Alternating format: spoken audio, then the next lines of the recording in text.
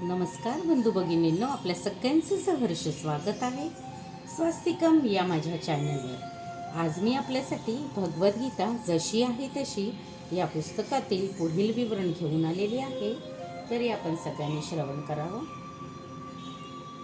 हरे कृष्ण हरे कृष्ण कृष्ण कृष्ण हरे हरे हरे राम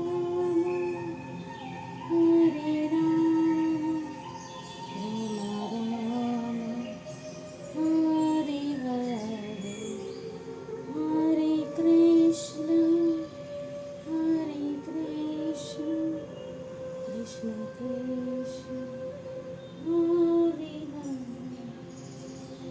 हरे राम हरे राम राम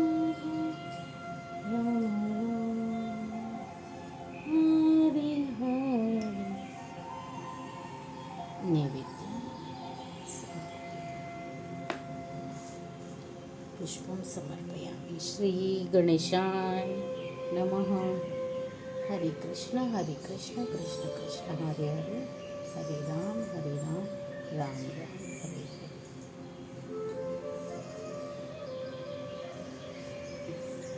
नैवेद्यं समर्पयामि नैवेद्यं समर्पयामि नैवेद्यं समर्पयामि। हरे कृष्ण कृष्ण कृष्ण हरे हरे हरे राम राम हरे हरे। हरे कृष्ण कृष्ण कृष्ण हरे हरे हरे राम राम हरे हरे। राधे कृष्ण राधे कृष्ण। चला मग आजच्या व्हिडिओ सुरुवात करूया। आज आपला नवीन पाठ सुरू होणार आहे, पाठ 6। आणि आपल्याला जर माझे व्हिडिओ खरंच आवडत असतील तर नक्कीच आपण माझ्या चॅनलला सबस्क्राईब करा, माझ्या व्हिडिओला लाईक करा आणि कमेंटमध्ये राधे कृष्ण लिहायला विसरू नका। हरे कृष्ण कृष्ण कृष्ण हरे हरे हरे राम राम हरे हरे। राधे कृष्ण राधे कृष्ण।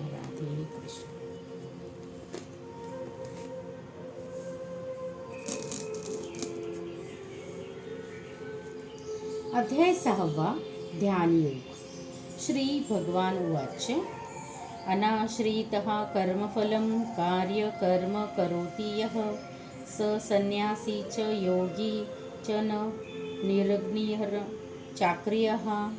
श्री भगवान म्हणाले, जो आपल्या कर्मफलांवर आसक्त नसून कर्तव्य म्हणून आपले कर्म करतो तोच वास्तविक संन्यासी आणि वास्तविक योगी होय। पण जो अग्निहोत्री कर्म करीत नाही तसेच आपले कर्तव्यही करीत नाही तो संन्यासीही नाही किंवा योगी सुद्धा नाही। तात्पर्य, या अध्यायात भगवंतांनी मन आणि इंद्रिये संयमित करण्याचे माध्यम म्हणून अष्टांग योग पद्धतीचे वर्णन केले आहे। तरीही सामान्य लोकांना, विशेषतः वर्तमान कलियुगामध्ये या पद्धतीचे आचरण करणे अतिशय कठीण आहे। जरी या अध्यायात अष्टांग योग पद्धतीची शिफारस करण्यात आली असली तरी भगवंत विशेष जोर देऊन सांगतात की कर्मयोग अथवा कृष्ण भावनाभावित कर्म करणे हे अधिक श्रेष्ठ आहे। या जगामध्ये प्रत्येक मनुष्य आपले कुटुंब आणि त्यांच्या साधनांचे पालनपोषणार्थ कर्म करीत असतो, परंतु कोणीही काहीतरी वैयक्तिक स्वार्थ, वैयक्तिक तृप्ती वाचून, मग ती व्यक्तिगत असेल किंवा व्यापक असेल, कर्म करत नाही। कर्मफलांचा उपभोग घेणाऱ्या दृष्टीने कर्म न करता कृष्ण भावनाभावित कर्म करणे हीच परिपूर्णतेची कसोटी आहे।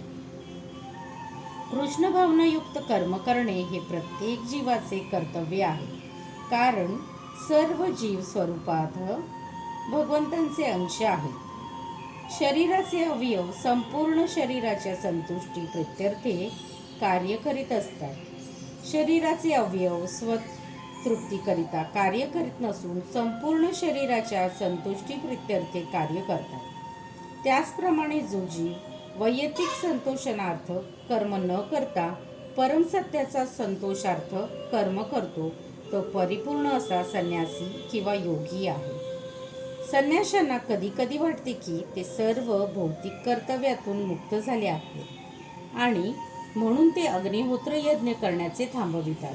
परंतु वास्तविकपणे ते स्वार्थीच आहेत, कारण निर्विशेष ब्रह्माशी एकरूप होणे हेच त्याचे ध्येय असते. या प्रकारची इच्छा असणे हे इतर कोणत्याही भौतिक इच्छेपेक्षा श्रेष्ठ आहे. परंतु ही इच्छा सुद्धा स्वार्थयुक्त आहे.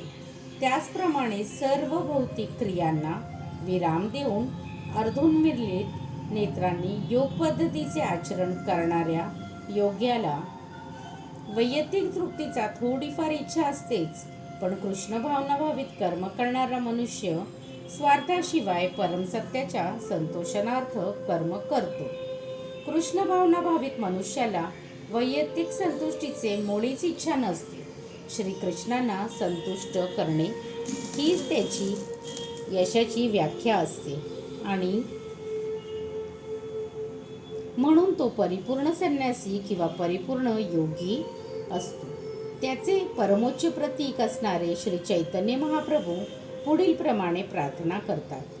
न धनम न जनम न सुंदरी कवितां वा जगतीश कामये मम जन्मनी जन्मनीश्वरे भवता भक्तिरहेतुकी त्वयि. हे सर्व शक्तिमान प्रभो, मला धनसंचय करण्याची किंवा सुंदरीचा उपभोग घेण्याचीही इच्छा नाही. तसेच मला पुष्कळ अनुयायी जमविण्याचीही इच्छा नाही.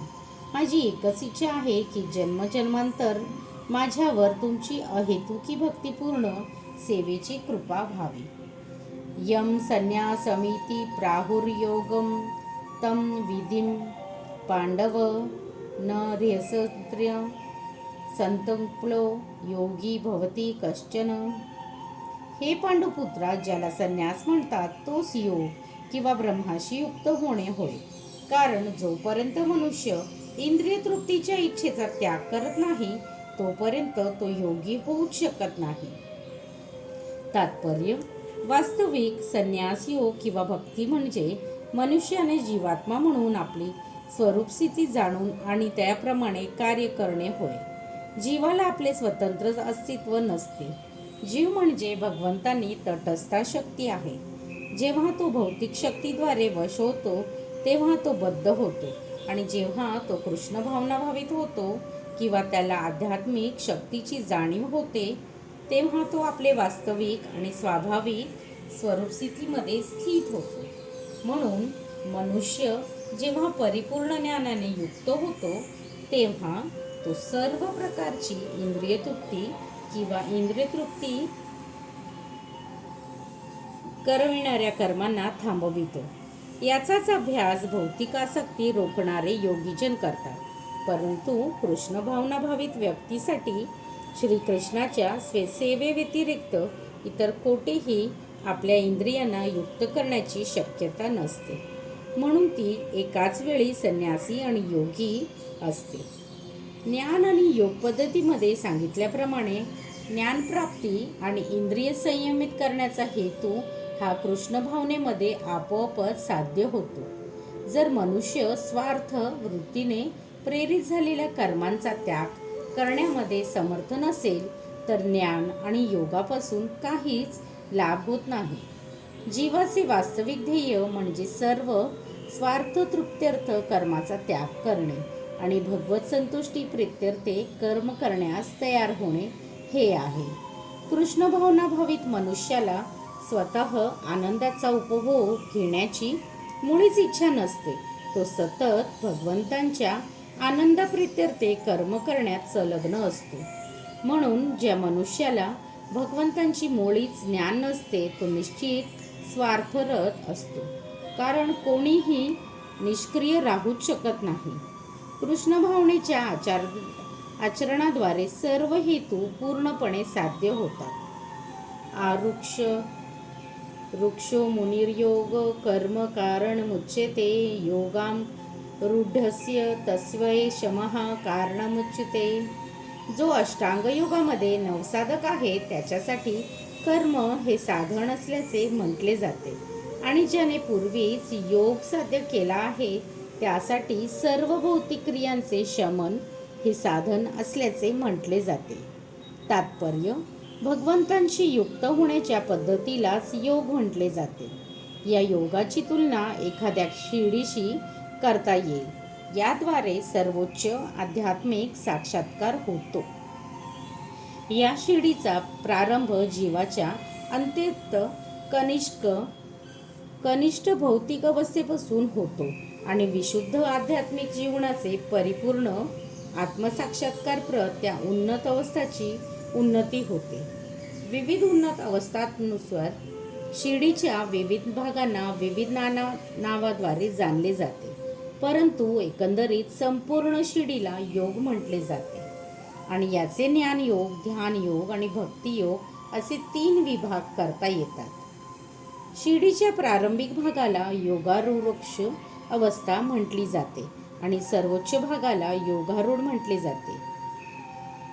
अष्टांग योग पद्धतीच्या बाबतीत जीवाच्या नियामक तत्वाद्वारे आणि विविध आसनांच्या अभ्यासाद्वारे ध्यानस्थ होण्याच्या प्रारंभिक प्रयत्नाला भौतिक सकाम क्रिया समजले जाते.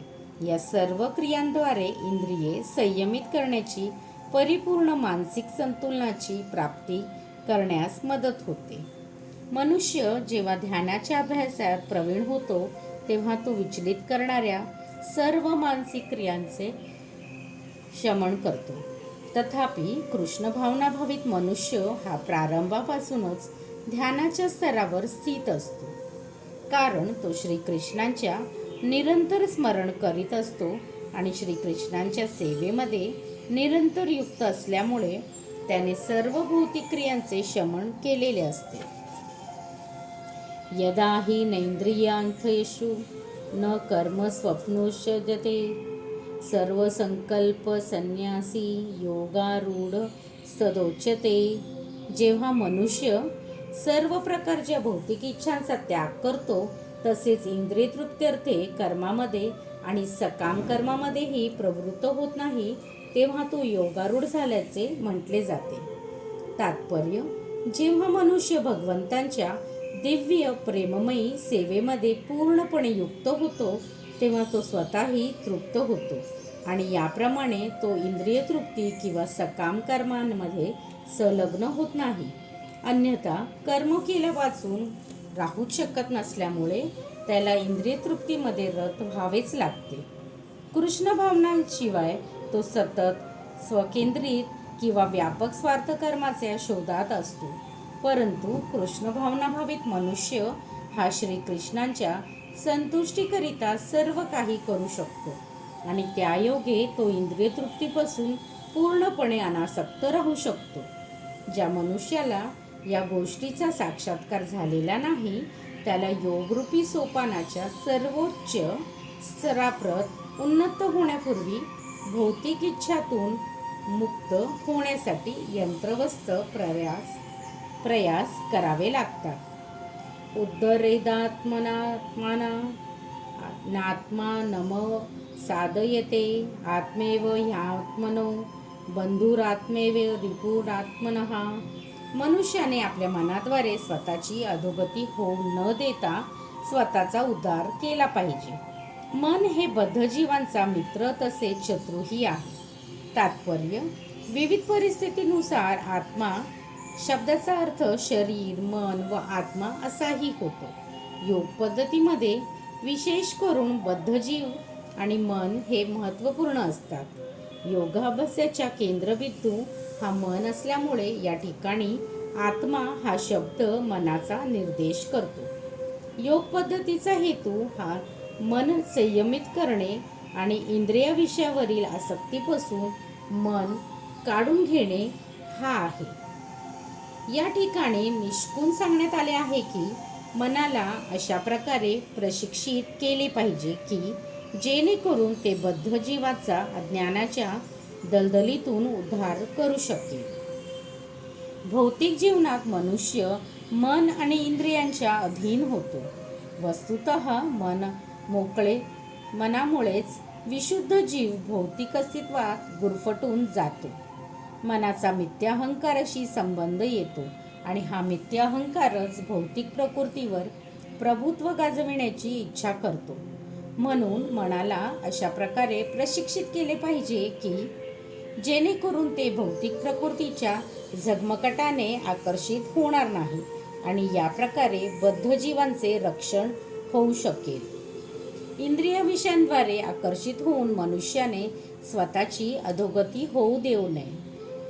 मनुष्य जितक्या प्रमाणात इंद्रिय विषयांद्वारे तो आकर्षिला जातो तितक्या प्रमाणात तो भौतिक अस्तित्वामध्ये गुंतून जातो. यातून सुटण्याचा सर्वोत्तम उपाय म्हणजे मनाला सतत कृष्ण भावनामध्ये युक्त करणे होय. ही या शब्दांचा या मुद्द्यावर जोर देण्यासाठीच उपयोग करण्यात आला आहे. म्हणजे मनुष्याने हे केलेच पाहिजे असेही सांगण्यात येते की मन एव मनुष्यानां कारणं बंधमोक्षयोः बंधाय विषयाय संगो मुक्तये निर्विषयम मनः. मनुष्यासाठी मन हे बंधनांचे तसेच मुक्तीचेही कारण आहे. इंद्रिय विषयामध्ये संलग्न झालेले मन हे बंधनास कारणीभूत असते आणि इंद्रिय विषयापासून अनासक्त झालेले मन हे मुक्तीस कारणीभूत होते.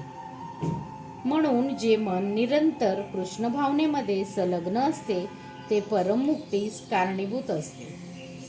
बंधुरात्मात्मन सतस्य येनात्मेवात्मना जितः अनात्मनस्तु शत्रुत्वे वर्तेत तामेव शत्रुवता. ज्याने मनाला जिंकले आहे त्याच्यासाठी मन हे सर्वोत्तम मित्र आहे, परंतु जो असे करण्यामध्ये अपयशी झाला आहे त्यासाठी त्याचे मन हे परम शत्रू असते.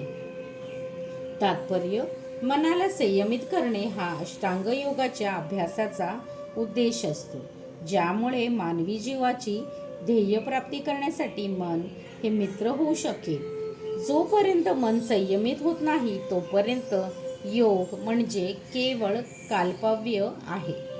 जो मनुष्य आपल्या मनाला संयमित करू शकत नाही तो नेहमी सर्वात मोठ्या शत्रूबरोबरच राहत असतो आणि याप्रमाणे त्याचे जीवन आणि जीवनाचा उद्देश निष्फळ होतो.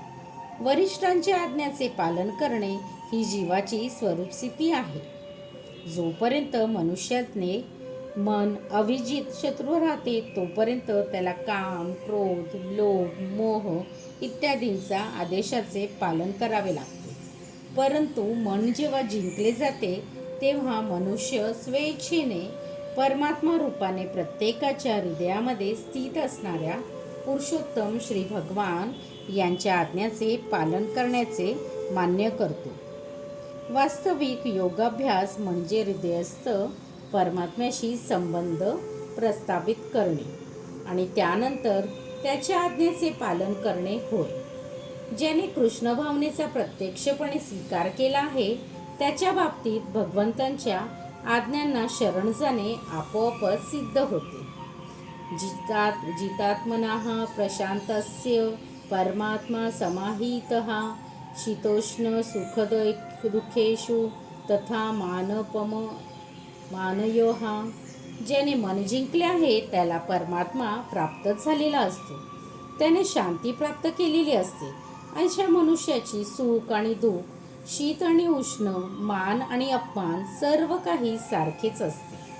तात्पर्य: प्रत्येकाच्या हृदयात परमात्मा रूपाने स्थित असणाऱ्या पुरुषोत्तम श्री भगवान यांच्या आज्ञाचे पालन करणे हे प्रत्येक जीवाचे वास्तविक लक्ष्य आहे. मन जेव्हा बाह्य मायाशक्तीद्वारे चुकीच्या मार्गाने नेले जाते तेव्हा मनुष्य भौतिक क्रियांमध्ये गुंतला जातो. म्हणून कोणत्याही एखादा योगाद्वारे मन संयमित केले जाते तेव्हा मनुष्याने ध्येय प्राप्ती केल्याप्रमाणेच आहे. मनुष्याने अधिकारी व्यक्तीच्या आज्ञाचे पालन केले पाहिजे. जेव्हा मनुष्याचे मन पराप्रकृतीमध्ये स्थित होते तेव्हा त्याला भगवंतांच्या आज्ञाचे पालन करण्याशिवाय इतर कोणताही पर्याय नसतो. मनाला कोणता तरी श्रेष्ठ आदेश मानावा लागतो आणि त्याचे अनुसरण करावेच लागते. मन संयमित करण्याचा परिणाम म्हणजे मनुष्य आपोआपच परमात्म्याच्या आदेशाचे पालन करू लागतो या दिव्य स्थितीचा प्राप्ती कृष्ण भावनाभावित मनुष्याला तात्काळ प्राप्त होत असल्यामुळे भगवत भक्तावर सुख आणि दुःख, शीत आणि उष्ण इत्यादी भौतिक अस्तित्वांच्या द्वंद्वाचा मुळीच परिणाम होत नाही. ही अवस्था म्हणजे प्रत्यक्ष समाधी किंवा परमात्म्याच्या ठिकाणी तल्लीनता होय. ज्ञान विज्ञान तृप्तात्मा कुटस्थो विजितेंद्रियः युक्त इत्युच्यते योगी समलोष्टाशम कांचनः. मनुष्य जेव्हा अर्जित ज्ञान आणि साक्षात्कार योगे पूर्णपणे तृप्त होतो तेव्हा तो योगी किंवा आत्मसाक्षात्कारामध्ये स्थित झाला असे म्हटले जाते. असा मनुष्य अध्यात्मनात स्थित आणि आत्मसंयमी असतो. तो गारेचे खडे, दगड, सोने इत्यादी सर्व काही समदृष्टीने पाहतो. तात्पर्य: परमसत्याच्या अनुभूतीशिवाय पुस्तकी ज्ञान हे निरुपयोगी आहे. याबद्दल पुढील प्रमाणे सांगण्यात आले आहे. अंतः श्रीकृष्ण नामादि न भवेद ग्राह्यमिंद्रियः सेवान्मुखे हि जीवाद्वो स्वैवमेव स्फुरत्यद्दः. आपल्या भौतिकदृष्ट्या दूषित इंद्रियांद्वारे श्रीकृष्णाचे नाम, रूप, गुण आणि दिव्य लीलांचे दिव्य स्वरूप कोणीही जाणू शकत नाही.